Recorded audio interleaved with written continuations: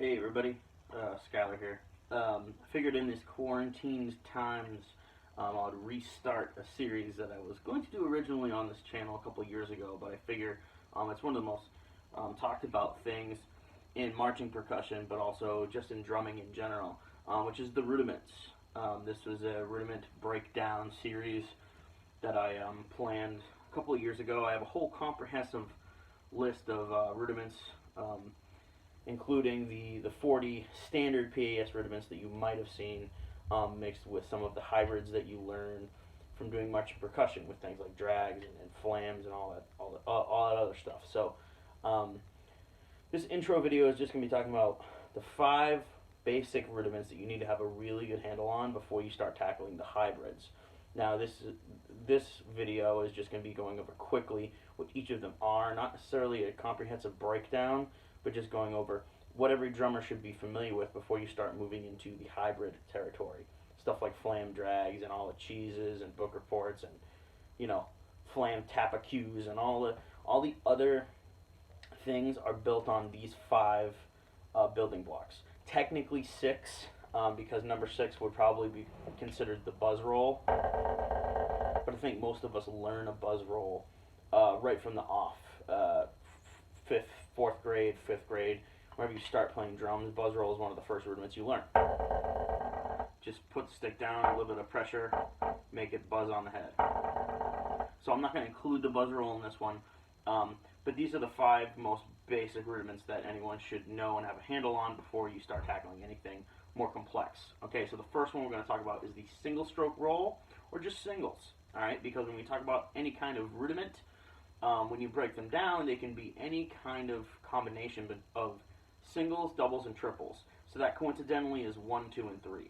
Single stroke roll, double stroke roll, triple stroke roll. Alright, let's tackle number 1, single stroke roll. Alright, 1 stroke per hand, rebound strokes.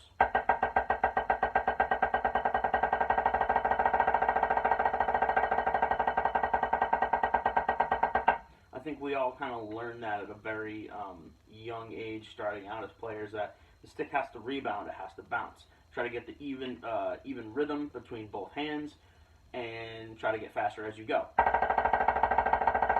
Now, as we get faster, we're going to use more of our back fingers when we start to do the single stroke roll faster, as opposed to doing it really slow, where you can use your arm, your wrist, and your fingers. Again, this isn't going to be a comprehensive breakdown of the technique. I'm just kind of going over each one. So there you have it, 1 stroke per hand. That's the singles. Now you have doubles, and doubles I think are the most important for any drummer. Your double stroke roll needs to be probably the strongest thing in your arsenal. You got to have good doubles. 2 strokes per hand.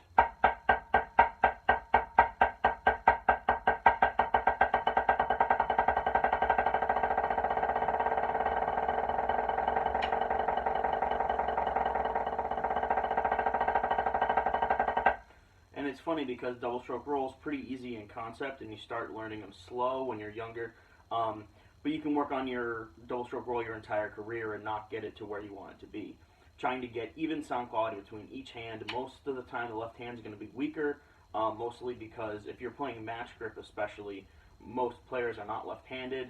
Everything in drumming is right-hand oriented, and also if you're playing traditional, you have to work on turning the wrist. This is a whole different mechanic of turning the wrist when you play traditional. So getting equal sound quality between each hand, and then also making sure the stick still rebounds, and then getting the back fingers involved when you get faster, that push-pull technique right there, getting that squared away. But then also when you get faster,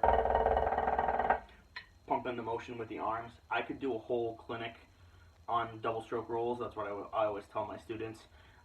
So we're just going to leave it at that right now. Make sure your doubles are really good with a slow tempo, but also at a medium fast speed. If you're not doing a triplet rolls exercise already,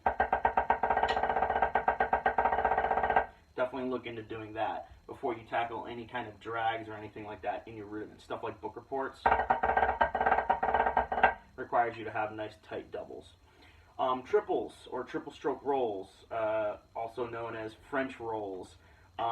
It's not really a requirement to have a really good triple stroke roll from the start.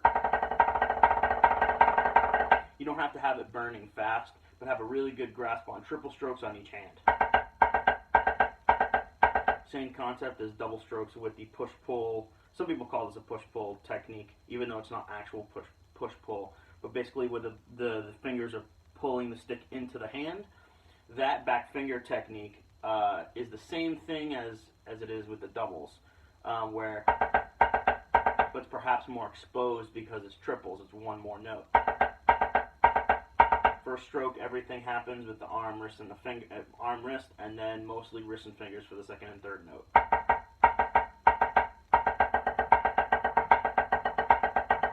Make sure you can do triple strokes with each hand. Okay, so that's 1, 2, and 3. Singles, doubles, triples. Any pattern you're going to play in drumming has singles, doubles, or triples embedded in it. All right. Those are only the 3 types of strokes you have: is a single on one hand, a double on one hand, or a triple on the other hand. Technically, 4s. It's just an extension of the technique you use for 3s. Okay, so that's not included in this list. Number 4 would be the paradiddle. And again, it's another rudiment that I think all of us learn at a young age, but it's the most simple combination of singles and doubles.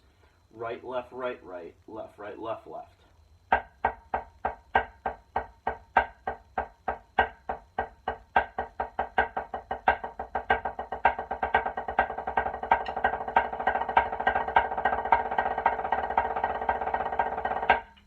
Okay, when you start doing paradiddles, start to get them a little bit faster. Also work on all your variations of paradiddle. So single paradiddle, which is what I just played. Double paradiddles, which is 4 singles and a double. Triple paradiddle. And then paradiddle diddle, which is super important. Which is 2 singles and then 2 doubles. Right, left, right, right, left, left. Right, left, right, right, left, left. Also do it off the left hand. Work on a lot of these rudiments, right hand, left hand, different tempo areas, and also different variations of that.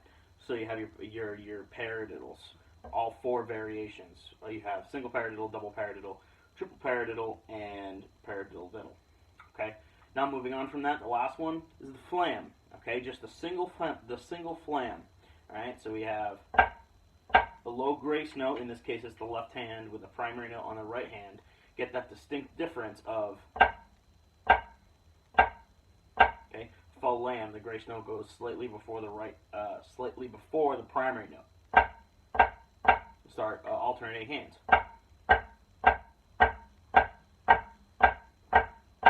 Now, a couple of the rudiments that we're going to go over are also included on the PAS 40 list.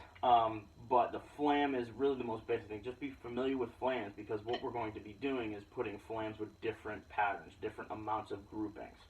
So make sure your flams are rocking really well. You don't have to get them burning fast yet, because really fast hand-to-hand flams are kind of a whole nother skill onto itself. It requires different techniques. So just get your hand-to-hand flams working probably around this tempo,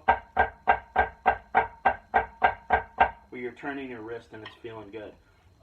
Alright, cool. So those are your 5 most basic, technically 6, right, buzz roll. But those are your 5 most basic rudiments to get you started to working on some of these hybrids. So I have a whole list, and we're going to start working down the list here. So, yeah, get practicing. Always practice with a metronome, and always record yourself and listen to your sound quality, and also practice in a mirror. Make sure you're getting that look, and getting the feel, and getting the sound quality. Alright?